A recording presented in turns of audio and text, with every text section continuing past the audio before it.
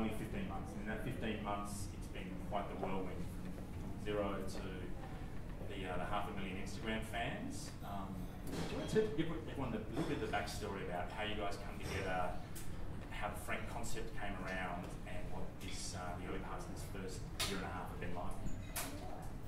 Yeah, there's two parts to the story of Frank, I guess, so it can seem a bit longer. We'll try and give you the Twitter version, so I'll let Jess start. So it's probably important to start with the very backstory, which is the Long Lake, the communications agency that we run. We've been operating that for about 4 years now. That kind of came out of the idea that we just really wanted to be creating content that was different to everything else that we saw out there.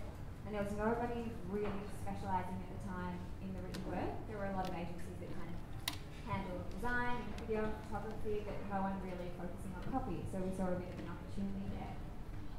So after about 2 years of us running the Long Lake, one of our now business partners, Frank, who also happens to own a few cafes, had a few women come into the store and they were asking for the leftover coffee grinds, which he thought at the time they were using for garden fertiliser. After a few more times of them coming in and asking for the coffee grinds, some conversation led to him finding out there was actually a really good treatment for cellulite and stretch marks. So we, at around that same time, we all went away on a trip to Bali, and there was a couple of spas and massage places offering coffee scrub treatments. We actually all just really liked the product. It worked really well. And Steve, with his knowledge working at Geraerts, saw an opportunity to kind of market this to the masses. We've been doing a lot of social media work for our clients at Willow, so we knew that there was a really big opportunity to kind of utilise Instagram in particular to push a product to this particular demographic. So I guess that's kind of how the whole idea started. We all got in a room and started talking about things. Steve initially wanted to call it Piccolo, which we didn't like very much. For us, I guess getting the name and the brand right was probably the most fundamental part, because when you look at the product, it looks like a bag of dirt, even though it works really well. So for us, it was about trying to find a way to make this product seem really fun and cool, I guess. So that's the basic version of how it all started. So why Frank in the writing that you do and the persona you've created? It's a male persona that talks to Frank first with the babes. What made you come to that? Yeah. So I guess just extending on what Jess was saying, when we were looking at the social media space in particular, what was great for us was that there were no other brands, I guess, that were selling the coffee scrub online. There were a lot of do-it-yourself recipes to make it at home, but no one was marketing it and selling it in a clever, fun way. As Jess was saying, it was coffee in a brown paper bag, which was a coffee bag which we decided to package it in that way because you could actually send it via Australia Post. It still would fit in the post box slot. So that was a decision for us to help reduce postage as well. But of course, like, the label was simple, our website was simple, our design was simple, and then the ingredients were written on the back of the pack. It was a few essential oils, obviously the coffee grinds, brown sugar and sea salt. So we knew that we couldn't dress it up with some elaborate body products and try and, I guess, charge a lot of money. So the idea was to be really honest with our customers, hence to be frank. So that's where the name came from. And then with I guess the communication strategy, basically we noticed that a lot of cosmetics companies or body products online were speaking from this we perspective or from that company voice.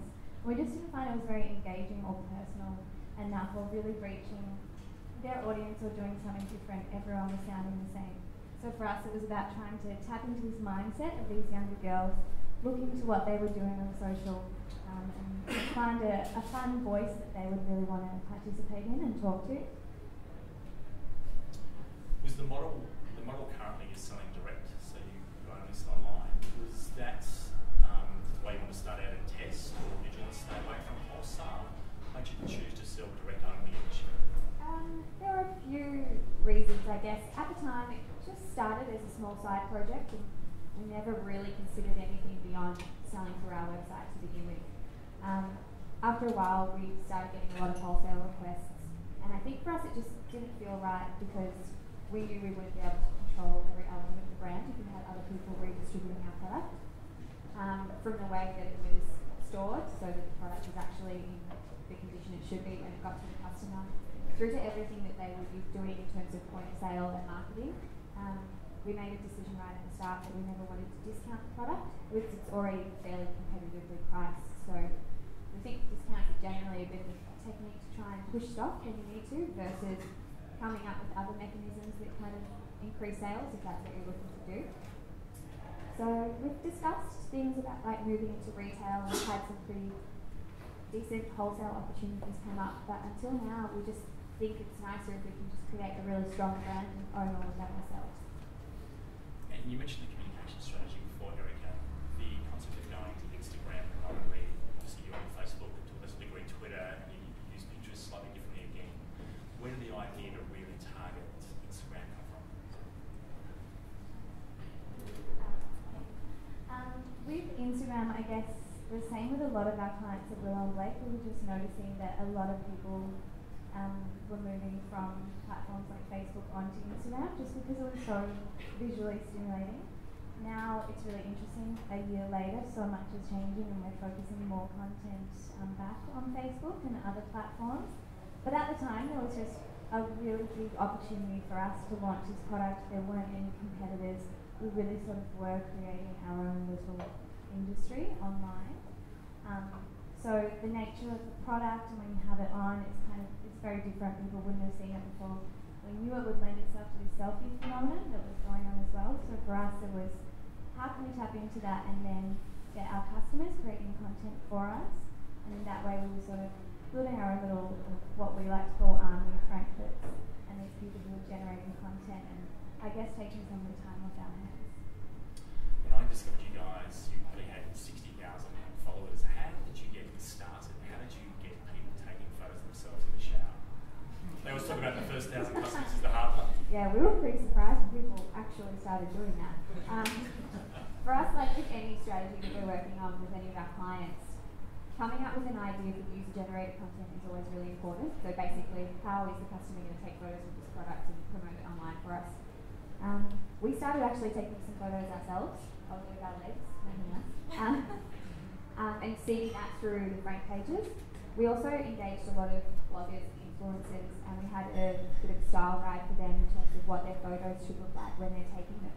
So I guess you just start seeing the idea to customers that this is how you engage with Frank online, this is how you talk about it, this is how you take photos of it, and slowly but surely with enough messaging, they just started doing it. We did take a lot of effort to ensure that we included that call to action on everything from our packaging to our flyers to our EDMs on our website. So it's kind of just always reinforcing that it's just really normal to take a photo of yourself in the shower. And I guess the reaching out, you're seeing lots of brands now start to reach out to bloggers and influencers. You guys seem to do a really good job of that. Fitness models, anyone in that kind of really healthy space. Hard to get, and then how do you get them interested? We spend a lot of time online because it's just the nature of what we do for both of our jobs. So we were always coming across these pages, whether they be fitness models or just general babes that seem to take a lot of photos of themselves. For us it was just a matter of simply getting their email, contacting them, telling them what we were about. Initially it was just kind of, hey, we'd love to send you some product. And some people never wrote back, some people responded straight away. We were pretty lucky that when they did receive the product, the response was really positive. Everyone seemed to love it. I don't think it's that complicated in the thing. It was just about really focusing the pitch so that it didn't come across too salesy and it was really reflective of the brand personality. And I guess choosing influencers that we knew would be to that kind of thing. So making sure we're quite on brand. And in terms of remuneration, point to people become mini celebrities online. You've got YouTubers that have got huge following. What are their expectations and how do you handle payment, remuneration, give and take? It's been really interesting and it's changed a lot since we started as well. So I think when we first started contacting bloggers, a lot of people were just even trying to build up their own profiles on social, and it's still the case now that you can find people who have got between 20 to 30,000 fans who are trying to build this identity for themselves online, and they are more willing to do posts for free. But since then, it's changed a lot in that these influencers kind of can just demand a price, and it's not really scalable in any way. Like one person will charge $100 for say an Instagram post, someone might charge $1,000, which is really interesting. And some people will be able to tell you on blog views and paid views. Other people, it's a little bit more just a gut feeling, or they might have a press value. For us, it's always about finding people that we now do think are really in line with Frank's brand and who will hopefully become ongoing ambassadors because they then do love the product. And we've had such good feedback from it that they do want to keep using it, and then we can keep sending them product and they'll talk about it just because they do like it. Have you engaged PR companies to get to certain people and also to start that ball rolling? I know you guys launched in the US a few months back, and then things really kind of took off for you. Did you do that solo from here, or you went and found some PR to? So when we launched in Australia, we handled all the PR ourselves, just because again we love to have that consistent tone of voice across all of our communications. I think a big thing for us was in seeing with other clients was feeling like you set this tone of voice or write this website copy, and then it would be butchered by a PR agency in this very salesy PR release that they would then send on to a lot of magazines, and it just wouldn't feel like it was representing the brand properly. So we did that all locally here and had a great response. When we expanded into the US, we did hire a PR agency. We actually found that they still didn't really understand, I guess, what we were all about and what we were doing. So we ended up bringing that back in-house and hired a girl internally to roll that out, and she's doing that for the US and in the UK. That's obviously been very successful. Yeah, it's much better, I guess. In some ways, we are a bit possessive and obsessive, so we do like being able to have our eyes over that and make sure we're happy with everything going out. And just, I mean, it may involve a little bit more research into the relevant markets, but it has proved successful for us so far. We'll talk a little bit more about how you manage that community, and then we'll go on to the kind of e-commerce side of it. So I'm guessing initially it's fairly hands-on from you guys, the smallish community. When you've got the volume you've got now, how do you manage that from a community management? Are they in Australia, in various parts of the world, paid? Are they volunteers? We still manage a lot of it ourselves. As Erika said, we're very territorial and we just like to ensure that everything's working as it should. So there's 3 of us that work predominantly across producing the content for Instagram, and then we have one person who works specifically on each of our 2 Instagram accounts, monitoring customer feedback. And if you have a look at the page, you would have seen they have a tendency to go a little crazy sometimes. So it's really important that we have someone there as a mediator. In terms of customer emails, we have 1 full-time staff member and now 3 part-time staff members monitoring customer emails, 3 based locally, 1 in the US. And then across our Facebook, Pinterest and Twitter, it's a bit of a mush job between all of us, but we've also taken on a social media coordinator in the last month or 2 who's now looking after that a bit more closely. I guess it's something that we're really wary of, the fact that there are comments out there for the public to see. It's just one of those things that you have to tackle day by day. You can't just staff up as soon as you get any types of questions, because it just comes in peaks and troughs. So we'll just try and manage it as best we can. You've grown and now you're shipping a lot more than you would have been in the first place. How are you managing the pick and pack of the orders? Where are they coming from? Is it you guys or a third-party warehouse? Yeah, so originally it did start with us making every scrub ourselves, or I guess the 2 guys that we supervised. And that was in Steve's Cafe, which is in Geraerts. So that was really fun, and I guess, yeah, we had no expectations of how many scrubs we would sell, but as it just grew, the poor boys were making scrubs day in, day out, most nights of the week, and then we had a little factory of all of our friends working on it as well. It was kind of fun to go in after we leave work and see them all there packing scrubs, which was hilarious. But obviously after a while they couldn't keep doing that, so we outsourced to a local manufacturer here in Melbourne, which they've been amazing for us in helping with our future product development too. And then we set up our 3 distribution points, so we've got Canada and London and US. We set up one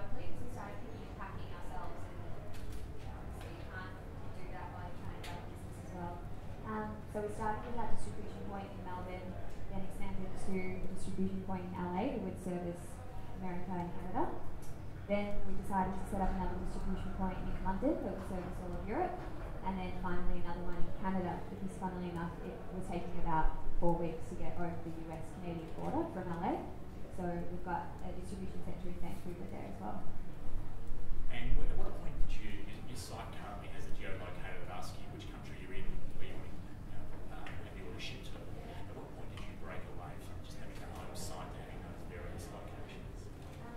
It was once we launched distribution in the US, we had to split things literally so that they would go to the correct fulfillment centres, also so that it would be displayed in local currency.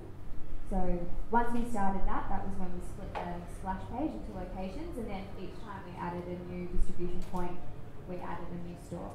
So they essentially act as 6 different stores. What's the biggest market for you? It seems to chop and change between Australia and the US. I think we're noticing, we're only quite young, so it's really hard to pick up specific trends yet, but I think as we start to come into our summer and America starts to go into their winter, there's a natural shift towards Australia being quite a dominant market. That said, you could fit our entire country into California, so it'll be interesting to see how the US goes. So, can you give us an idea of your customer persona? So initially, just looking at the selfies, predominantly girls. Now you're getting girls and guys and dogs and all kinds of things. How do you get, what percentage of your customers would be guys, and how did you get guys taking selfies?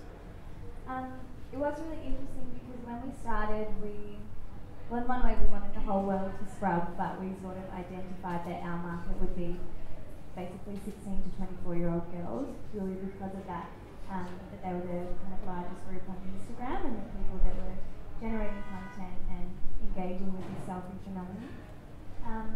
Since then, I guess we've tried to broaden the age group or the people that we're targeting for a few reasons. I guess we also received so much feedback about the actual product and the results that people were getting. So we realised that it really was helping people with things like psoriasis and stretch marks and acne. People were using it for their children as well, and they had skin conditions. So we sort of realised that there was a lot more to this product as opposed to the trend-based, just taking photos, wanting to be a part of the community idea. So we decided that it was easy for us to broaden our target market to about 18 to 35. That way we were trying to be hitting that 25-year-old audience member, because I guess 18-year-olds always aspire to be a bit older, and then the older age group kind of want to be spoken to or do like still feeling that they're young. So finding that middle ground so we're not alienating either side. You mentioned that you've got the 2 social media accounts, and one is focused on the frank effect in terms of healing or skin sort of stuff. Can you tell people, I guess, a little bit more about that? Was that a reaction, or would you put that account out there for people to have someone put that feedback? We definitely did have a lot of people asking us for before and after pictures or for any feedback that we received from customers. Obviously when we launched we didn't have much of that content to push out, so we did have to wait till we were getting it in. But then it just sort of made sense that we would house it on a different Instagram page. One, because we didn't really want to take away from the aesthetic and the rest of the branded images that we were pushing out, and 2, so that people who really were focused on finding, say, a cure for their skin problems or finding something to treat them, that they could go and see all these different case studies. With the Real Men Scrub idea, I just found your question, I guess we sort of identified that we didn't really want to leave guys out of it. There were girls taking photos with their boyfriends, and we were just getting feedback from quite a few guys that they thought the scrub was really amazing, that it was helping them with, say, post-gym stretch marks or ingrown hairs if they were cyclists, that sort of thing. And we just felt like we couldn't really exclude them from our comms as well, so why not give it a go and see if we can get away with it. Nice. I noticed that you're starting to have some other geo accounts. You've got an account in Indonesia. No. No? Is that not you? The men's? No. I've spent a lot today recording fraudulent Instagram accounts. Yeah, it's like the unfortunate nature of successful businesses. I think people tend to replicate them. Some people at least bother to come up with their own brand name. I'm afraid bloody Indonesia didn't. Yeah, it's flattering in one designs of the product's nice, but yeah, they don't have any affiliation with us. I guess it links to the IP question. How have you gone about trademarking Madrid protocols and funding methods? Yeah, trademarking is a very long and boring process, but a very necessary one for any of you starting your own business. Do it at the start. I guess it's something that can be really overlooked by a lot of people because they just don't really think it's that necessary, given the cost and the time involved, and you don't know how your project's going to pan out. But if hindsight has taught us anything, it's that you should always bother with it at the start. In terms of like trademark infringements from other people, there's been plenty of people that have done stuff that's borderline illegal. It's just kind of like monitoring it as it comes up. Most people are fairly receptive to just a pretty stern email from us, advising them that they're infringing our trademark. Other people that blatantly actually steal our content, then we just sort of will take legal action if they don't remove it. Yeah. In the nicest way. But not so fun co-writing. Yeah. You mentioned expansion in the US. Did you have any dramas with the FDA and having to get the product approved if it's got some kind of a medical overtone to it? How have you danced around that? Yeah, we have full FDA approval. That was something that we were really wary of moving into the US, and we were lucky that we had a good legal and manufacturing team here to advise us on what we should do when we move into the US. So we just sought advice from a professional over there, told them basically everything that was in our product and the claims that we were making. Because of the specific claims that we were making, they don't cross the line into being therapeutic goods, so we were fine. It was a little bit different in the UK. There were some things that we couldn't say, even though they were actually factually true. We had to amend the way we were talking about it. You mentioned you've got more products coming. So far it's been one or two types of scrub you've had. Yeah, so we've got the original cotton scrub, a coconut and grapeseed, and a cacao scrub. So we've got 2 products coming out this year, and then few more next year, which is exciting. And for us, I guess, yeah, it was another really interesting brand. Not really dilemma, but something we had to sort of go through where we started wanting to be this one product, and then now that as the brand has evolved, we want to bring on new products and change, I guess, the perception of what Frank is. It's about how we can communicate that to our audience and then all the implications across price point to marketing to social. Have you found pricing in those other markets? Price parity, catering to taxes in Canada, all fun stuff? Yeah, you pay tax a lot everywhere, which is really fun. Yeah. Our accounting team has been pretty amazing working with us, and so is our bank in terms of like looking at foreign exchange rates and how we should be pricing things, and trying to price by looking at least 6 to 12 months into the future. I guess with the dollar changing, it can really impact products such as ours that have quite small margins compared to other products. Yeah, so for us it was a bit of a guessing game at the start, and now we're being a bit more strategic about how to do that.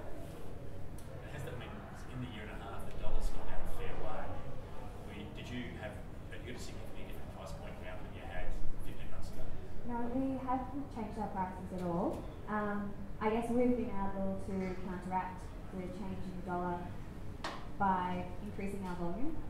So because we have been ordering things for a lot longer, we've sourced the best manufacturers or sources of particular ingredients, we've been able to negotiate better prices. So I guess in that sense we've kind of come out even. And is the factory that you've got making it now, they've been able to handle the crazy growth that you've had, or have you got multiple factories in one? I think I know the answer.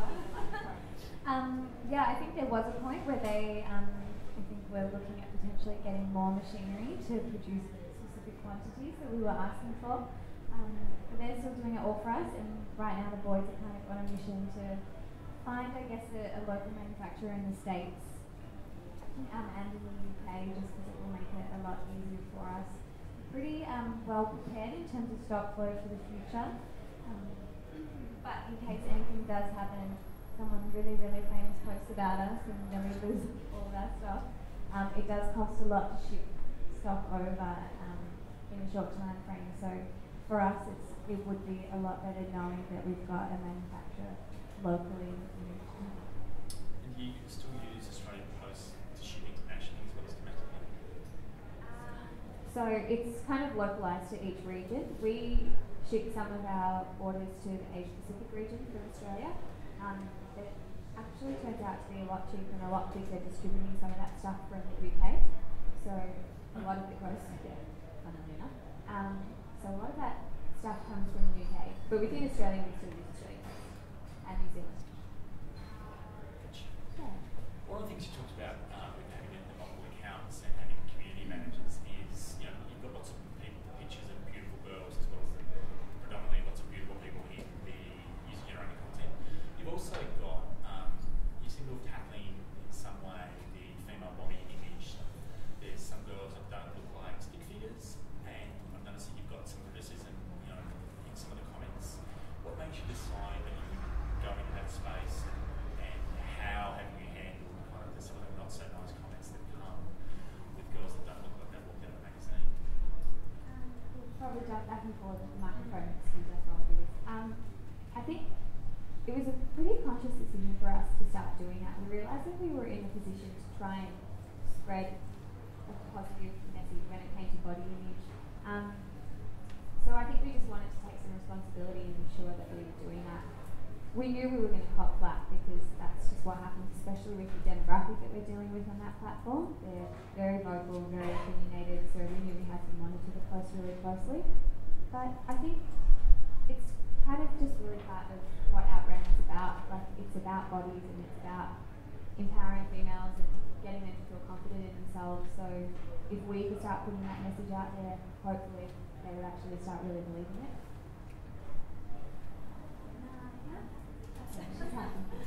Some of the dry stuff, you use Shopify as your e-commerce platform. How's that handled the growth and then the breaking off into other markets? Shopify was great for us.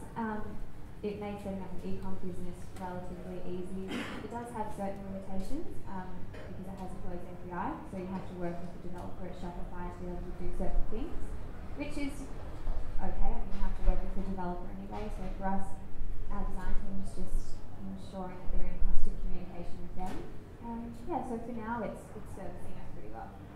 That's been fine with having the multiple currencies and payment gateways that you use?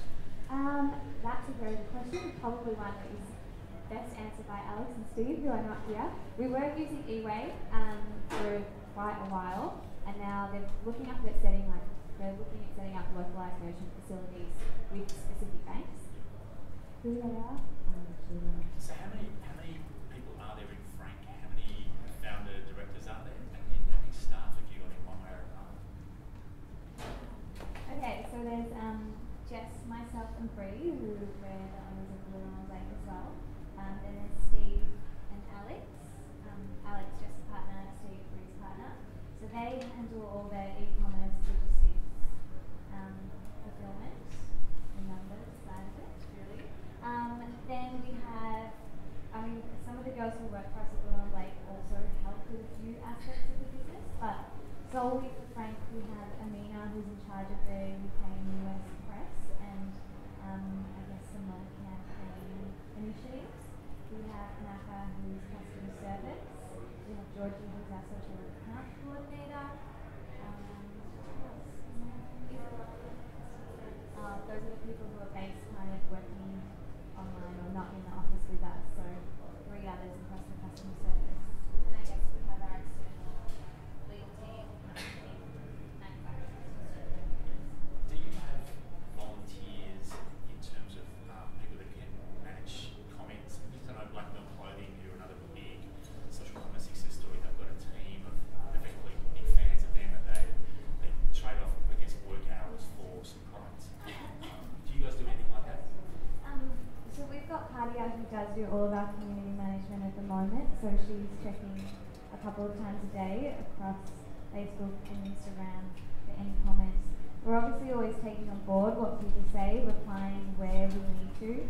It's been really great that just our customers or our fans actually answer a lot of questions for each other, which is amazing. They'll kind of either stick up for Frank if someone's having a go, or if someone asks a question about product usage, they'll answer it for them, which is really amazing and makes less work for us. Do you do much paid online advertising? Do you do Facebook ads? We kind of experiment with Facebook ads, and recently we've sort of been looking at just boosting posts as they gain just organic traction as well. It has been really interesting. We're looking to, I guess, develop our marketing spend across all these channels and really focus on which platforms are working particularly for which areas or locations, and going from there. Like we did probably neglect Facebook somewhat when we launched. I guess a lot of our focus was on Instagram, and we've shifted it back to Facebook, as Erika was saying before. It can just be a difficult platform for us to utilise because of the nature of a lot of our content. It's really, really heavily regulated. I think we had a picture of a leg the other day and it got taken down for promoting an idealised body image. Apparently it's just having legs. So it's kind of hard for us in terms of the content that we can actually put out there. But we're trying to do somewhat tailor sponsored posts through our platform. So obviously Pinterest is a bit more risque for you guys. Yeah, it started off as a bit of a platform where we didn't have a lot of experience in using Pinterest, and we only decided to launch it to coincide with our US launch. But still, I think, learning a lot about the platform and how to best utilise it. Feels like we've got a girl constantly pinning photos on there just all day. So I think we're still learning how to best use it to kind of promote our business, and I guess looking at how we can take what Frank usually talks about and making it applicable to the people that are using that platform, which we've been kind of hesitant to do because I think a lot of the content on there is a bit not as interesting or clever or exciting as the content that we'd like to be pushing out. Yeah. I guess it's sort of identifying that on Pinterest, it works for, say, mummy bloggers or people that are searching for either interior or office those sort of inspiration, and it's trying to find a way for Frank to talk about that and make it relevant for his brand. So you do a pretty good job of having the right content for the right platform. So many brands syndicate content from Instagram to Twitter to Facebook, and it's the same, and it doesn't work on those platforms. You guys have done a great job of defining content for those platforms. Where do you get most of your traffic? In terms of Traffic from social there back to your website. Yeah, it's actually hard to manage there's no direct click-through from Instagram, so we have a large percentage that's just listed as referrals, which we've made the assumption are searches post-exposure to the brand on Instagram. So that's kind of the assumption that we've made.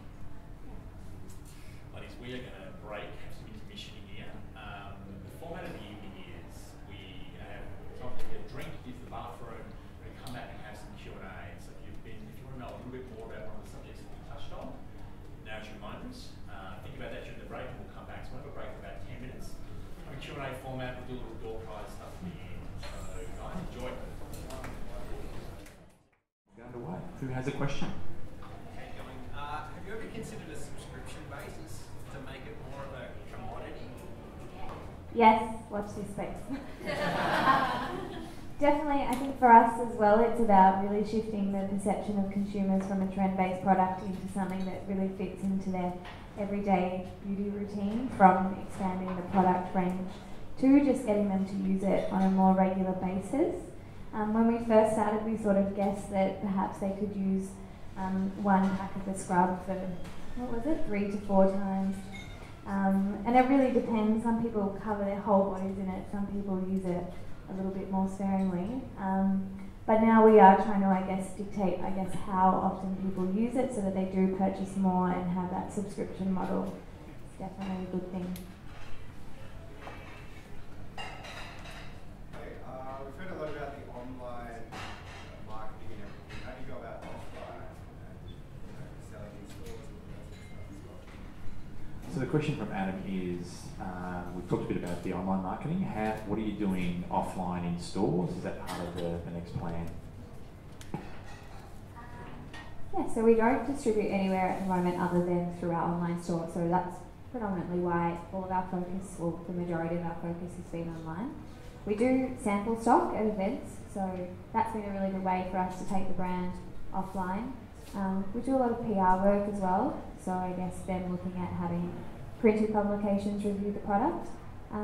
We've been looking at things like pop-up stores and flagship stores and more traditional means of advertising, but I think they're probably Frank version 55 now, I don't know. That'll be something that we look at, I guess, a little bit down the track. Yeah. Next question. Rob. I thought it was interesting when you mentioned going after the guys as a market in general. Do you worry about taking a bit of focus off? I mean, there's obviously a lot of females in the world, and they're probably your main market, and they're probably an easier conversion when you look at it. Do you worry, like, you know, there's already so much blue ocean go up, there's so many great customers you can get in that kind of space that you're already killing it in. Do you worry that looking at another market can take your eye off what really works and what really converts well? It's an interesting one overall. The question is, Rob's asking, should or are you questioning pursuing guys as well? Does it take your focus off the female market? We definitely took all of that into consideration. I don't think we've ever wanted to spread ourselves too thin. I think we're all of it thinking that you can't please everyone or create a product for everyone. So that target market of that age group between 18 to 35-year-old females is definitely our target market. We just didn't want to completely ignore that guys could use the product. So for us, it was about targeting men through their female counterpart, whether that was their girlfriend or their friend. So whether a guy sees it in his girlfriend's shower and is just curious, or even wants to get involved in the community to take the piss out of the idea and then realises that it is a good product. All of those things kind of came into play, just so that we could have that presence, and but without taking away that it is females that are our core target group. Yeah, I think we always just sort of looked at it as a bit of a campaign that we'd trial as well, and Steve, one of our business partners, is pretty good at, I guess, looking at the results of all of those things, while we tend to bang out more of the creative side. So I guess really looking at whether it was getting the results that we were after and whether we were pouring too many resources into something that was taking us away from our main market. So it's probably got about another 3 months left in it before we get to that point where we really decide if it's something that we'll keep pursuing as a brand. For us, it was kind of another way to even strengthen the communications we had for our female audience. It's as if one girl was sick of taking a photo of just herself, maybe she'd be interested in buying another packet to scrub with her boyfriend, or to get her boyfriend involved. So it's just again about building kind of deeper connections and another way to talk to them. Making another kind of thing. Yeah. You talked about the importance of trademarks. So I was wondering if there were any particular countries where you found it more important than others to be looking at? So the question is the importance of trademarks and any countries in particular that you've looked into more than others. I guess it's the Madrid Protocol stuff and the ones that aren't included. New microphone's coming to me for that one. Yeah, I guess for us it was about assessing our major markets, which at the time were Australia and the US. So looking at securing our trademarks there. Then, as you touched on, the Madrid Protocol does take care of a lot of other regions. So we were quite lucky in that regard. I'd probably recommend looking at different variations of your trademark as well. That was something that was became quite important to us. I guess if we couldn't really just use one, or how else were we potentially going to apply the trademark? Even trademarking for campaign content became really important for us, or specific taglines. It seems to be that you will accidentally cross over into other brand territory, which we've seen happen to other brands and people have done to us. So I think that, does that answer your question? Cool. Yeah. Next. Jimmy. How much website conversion testing, A/B testing, that sort of stuff, done a lot over the years? So the question is, what have you done around A/B split testing and conversion testing with shopping carts and path to purchase? Next question will Yeah. be Erika focused question. Yeah, so I guess in terms of A/B testing, a lot of it came down to the hero images that we were using. We noticed that we had higher bounce rates in the US on our homepage, and we started making some assumptions that that was actually based around the type of image that people landed on that were coming from Google searches. So when you get to our page, there was a girl half naked in lingerie covered in coffee. And I guess if you aren't pre-exposed to all of the content on our social pages, that can kind of seem to come out of nowhere. And we noticed that people were then sort of disappearing off the page. So we started playing around with some quite tame versions of that content there. And we sort of did that split testing across a different few pages across our website. Yeah. We also did a fair bit of work with a UI designer too at the start, just in terms of the shopping cart process, just because we, from our experience in looking at different websites, sort of come across very clunky shopping cart experiences and the information that they ask of a customer. So for us, it was about trying to make that as easy a process as possible. We're about to redo that now with the UX designer that we had previously worked with at Willow. And I guess looking at even giving him the design briefs for an updated version of our website and looking at the path to purchase. There are some awesome websites too that you can use for free and compare your traffic to competitors in the same space. So the traffic that they're getting from around the world, and then how long people are spending on each page of your website, and comparing that to other competitors is really interesting. Very similar question. How do you handle your shopping cart abandonment? Do you know what's a shopping cart abandonment? How do you handle it? So the question is, how do you handle shopping cart abandonment? What do you do with it, and what are the numbers around it? We have a few different ways. I'll touch on some and Jess can answer the rest, but we work with a CRM agency, or we've also just been doing our own internal efforts to monitor the different pages or where people are dropping off. Especially when we started, we sent an email to anybody who did drop off from the shopping cart process in Frank's kind of tone of voice, being like, "Hey babe, I noticed you dropped off the page, did I do something wrong?" That kind of vibe, to sort of subtly maybe win them over and get them back to the page. So the app that we used was called Abandon Aid. At the start it was a bit glitchy in that it would send emails back out to people who in the meantime had come back and purchased, so we found it was causing a lot of confusion. People thought their order wasn't getting processed. They've updated the software a lot recently, so we're about to implement that again, and we'll wait 24 hours until that cycle has passed, and if they still haven't come back to the cart to finish their purchase, then we'll send another prompt to get them back to the store. Abandon Aid, it's like a plugin for Shopify. In terms of product range, I noticed you guys said you were trying to widen your product range into going to coconut and cacao. Is that something that is critical in terms of growing your business? So the question is around expansion of product range, and can you stay with a simple one or two products, or do you need more products to grow? I think we've always taken the approach to really listen to our customers and what they're asking or demanding of us. We've always felt that the one scrub would probably be a little bit limited to just offer our customer base.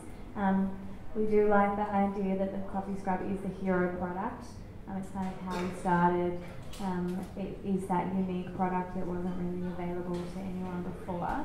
And then it's just about talking as, I guess, the three girls where we can look in or have that insight into our target group about the products we like to use, or what we feel is missing in our own beauty regime, which is kind of nice because we've all sort of taken the approach that whatever product we do bring out, we want it to replace what we've got in our bathroom. But it's just nice because it keeps it fresh for us to be able to offer new things to our customers. We definitely don't want to become some crazy 100 product company. I think that would be a bit much for us. But products that complement each other and can kind of offer that whole Frank experience. Going back to that cart abandonment, and your response to it, and you writing an email in response. How did that go? What was the success rate? How was the response from people who received those emails? So following on from the cart abandonment question, what was the success rate of the emails that went out to those customers? I'm not sure of the exact percentage, the conversion. What we found though was that it was mostly causing a lot of confusion for people because they had typically come back and purchased in between leaving the store and getting the abandoned email, that it was just, they thought their orders weren't getting processed. So now we have it so it tracks whether they've actually come back through the store. So we're just about to start doing that again, so I'll get back to you in a few months and let you know. I was just going to say, it has been a big thing for us assessing internally how many follow-up emails is too many emails. I know there's a lot of companies that will spam the shit out of you from the moment you purchase a product to reminders, and a lot of the decisions we make can often be based on feelings or experiences we've had with brands in the past, and whether we think it is relevant to be followed up by a brand, and if so, like, how can we do it without it seeing too much of a sales push. I read that you guys are shipping something like one packet every 50 seconds. What do you think Frank looks like in 2 years in terms of volume, and where are you, where have you got teams, what does the crystal ball look like? I think we all have big hopes for Frank. I think mainly is that we want it to be a brand that has longevity and that isn't just a trend-based product. I guess looking at it as a sort of total body care range. We do realise that coffee is sort of our specialty and something that we can own, so how we can really be known for that and bring that to the market. And I think customers really responded to our personality and our tone of voice, so how we can apply that to more communications and more campaign ideas.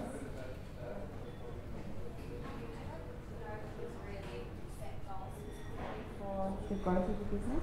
I think in a way it's kind of just guesswork, so we're really more just about kind of knuckling down and getting everything done rather than sort of picking sky-high figures and hoping to work towards them. So it's just the way that we work, yeah. So while we've been talking, your Instagram account actually has ticked over 500,000 users, so you really have got some crazy numbers going on. Question from Mike in the corner. Yeah, you must get a heap of different offers from other online stores to sell your product. Have you been tempted to do that, or particularly in any new markets that you haven't really cut through that well in yet? So the question is selling through other online stores, either in this market or in other markets.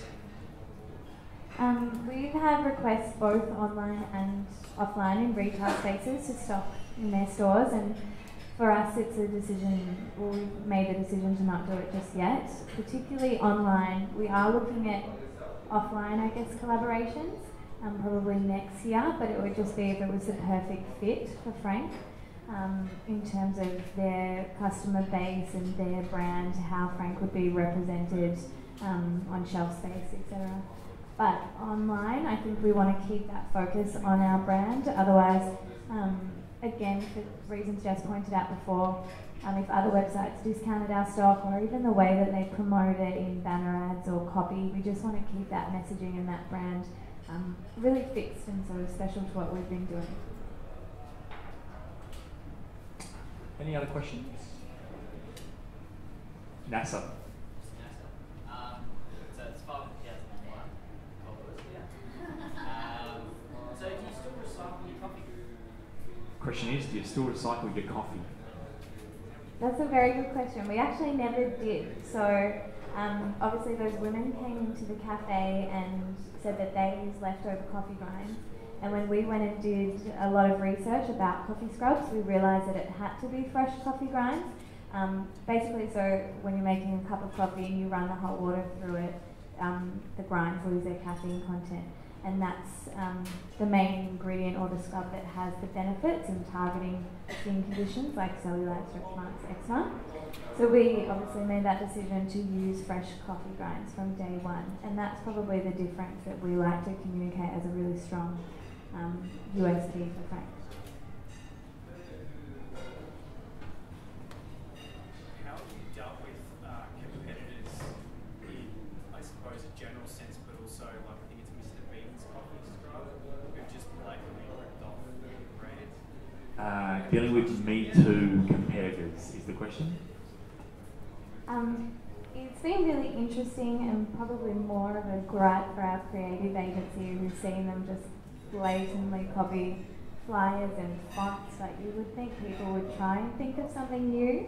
And you can get angry, you can get upset, you can want to sue them and send them angry emails, etc. But we've sort of taken that approach to just focus on strengthening our own brand and doing the best that we can do. Unless they are actually doing something that I guess is breaching our copyright and we can go after them, it's better to just leave it. We're lucky that our fans are so loyal and they do recognise us as being the first players to the market, so they stand by us anyway.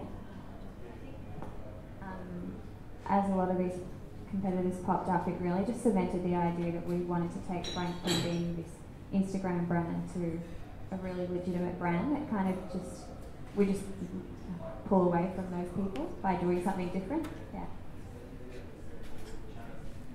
was going to say, in your product development, I would like to make a suggestion. Maybe a cleaning product, because my daughter uses yours, and I'm telling you, there's coffee grounds all over the bathroom from weeks afterwards. So we have a product development question, which is make a cleaning brand product. Yeah, we were thinking of starting a plumbing business on the side as well. But funnily enough, I read an article the other day that coffee grinds help unclog your drains, which was interesting. You need like a little brushing pan or a cleaning pan. Yeah. Maybe just use it to train teenagers how to clean things. Yeah. What's the funniest story you've heard that's come back from your crowd?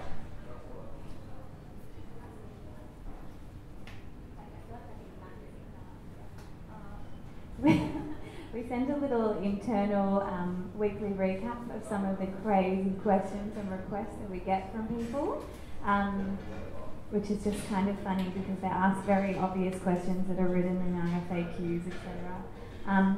We get some really interesting imagery sent through to us as well, which you'd think that we've seen it all, but we're amazed at the photographs that people take of themselves.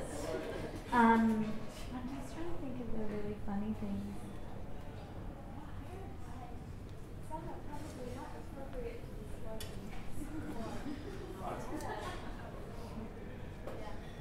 So you still run your other agencies, is that right?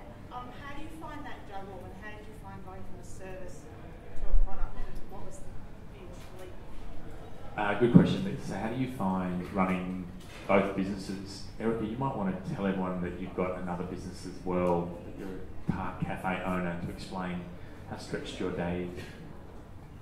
So I have a little cafe in Abbotsford called LBSS. He's got 2 cafes and a coffee business too. We're all dabbling in new business ventures as well. But Willow and Blake is basically an agency that's still at full capacity, and juggling Frank and Willow is really interesting. We moved into an office together at the start of the year, basically because we couldn't keep having meetings with the boys kind of in the morning or after hours. We needed to have access to them all the time. Frank kind of represents a retainer for Willow and Blake now, so that we've brought them on essentially as a client so that we can fit them in with amongst our other clients.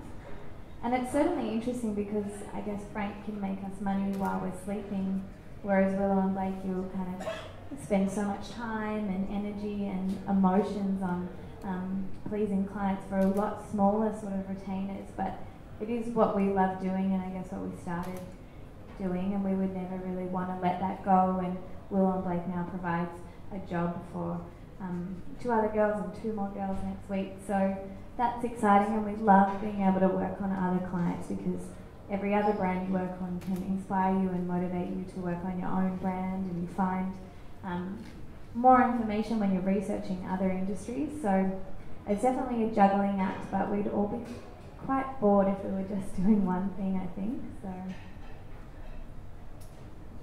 Last questions, guys.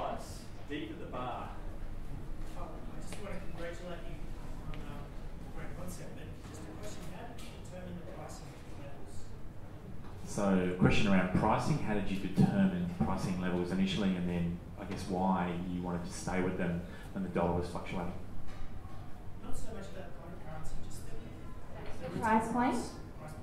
So we obviously had our cost of goods, and then we were looking at the brand we were trying to create, what the product looked like, just from a customer perspective, that it was coffee grinds, essential oils, sugar and salt.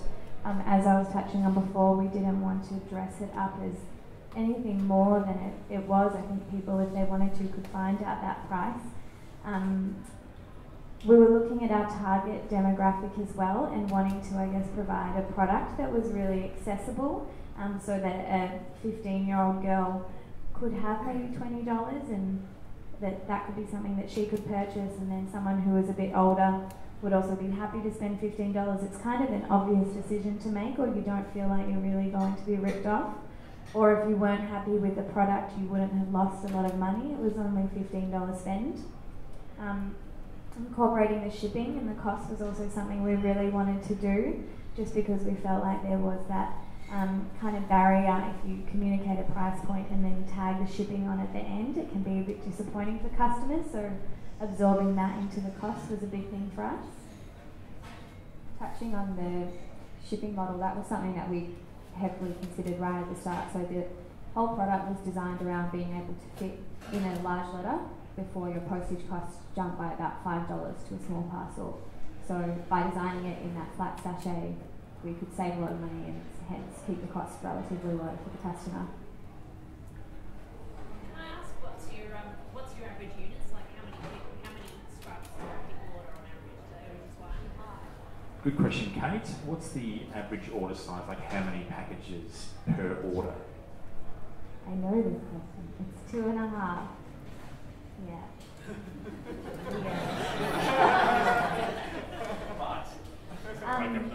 Yeah, I think we really do want to encourage those ideas of whether you buy one for yourself and a friend, or bundling in the future too. And with the new products, they'll be complementary, so hopefully they're an introduction into the Frank brand, and you do want to try both of them to start. Yeah. One last question. Jono, fittingly. I love the voice of Frank. Do you find that with your growth and where you're sort of talking to, does the tone change at all? So the question is, Jono, as a fan, he loves the tone of Frank, and the voice change. of Frank. Sorry, the voice of Frank. Does it change depending on who you're talking to? In some situations, yes. It's been really nice getting a lot of feedback that people did think it was a guy behind, or who is this Frank person. And for us, us three girls who rewrite all the Instagram captions and all the copy, it was just a way for us to kind of bring out that cheeky, sarcastic sort of inner voice in our heads, that we like being able to make fun of ourselves. We're not afraid to talk about maybe some taboo topics, and we just found that a lot of girls, well, they should be able to laugh about those facts as well. And writing that way just came very naturally to us, and obviously we felt like that was missing from the social media kind of market. When we've gone into America, we've sort of had to figure out whether they respond in the same way. If they like, for instance, being called babe, that's one of the biggest things that we say in all of our comms. Obviously we have to change sort of Australian slang things, talking about particular holidays, those sort of things. And it's just about, I guess we have 3 editing processes between the 3 of us that we can pull each other up on those sort of things, and question whether someone would find something either offensive or if they wouldn't get it. All right, we'll bring things to a close. We have a door prize to give away. If one of you ladies would like to draw that. My assistant Geordie, looking magnificent.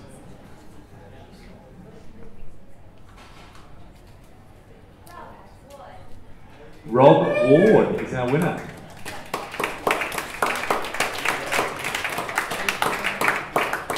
Thank you. My girlfriend's going to be ratted. I'm going to have to clean the shower. Good work, Rob. So we're going to bring the night to a close. We'd love to thank Steve, the host of Honey Bar, here for having us. The bar and the kitchen downstairs will be open for a while. We encourage everyone to hang around for a drink. Once again, huge thank you to our video partners of this series, Purple Monkey and Purple Ribbon Weddings. So have a chat to these guys you see with cameras here in the front, if you need any video stuff. The big thanks, of course, to Jess and Erika for coming in, sharing so much of their story, which is fabulous, and we have a gift for both of them as well.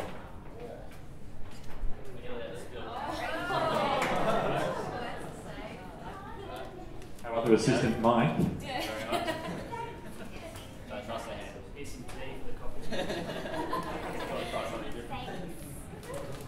It's a big round of applause, guys. Thank you.